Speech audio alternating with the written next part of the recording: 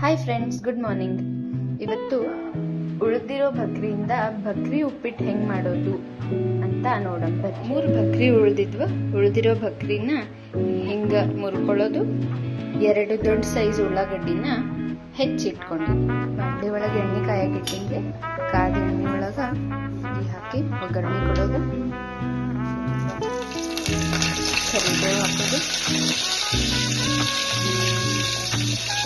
ಸ್ವಲ್ಪ ಹಿಂಗೆ ಹಾಕೋದು,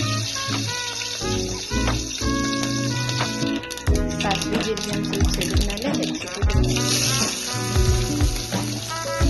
ಸ್ವಲ್ಪ ಬಣ್ಣ ಬದಲಾಗೋವರೆಗೂ ಬೇಯಿಸ್ಕೊಳ್ಳೋದು.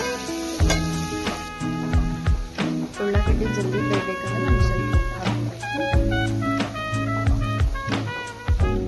ಇಟ್ಕೊಂಡಿದ್ದೆಲ್ಲ ಬೆಳ್ಳುಳ್ಳಿ ಪೇಸ್ಟ್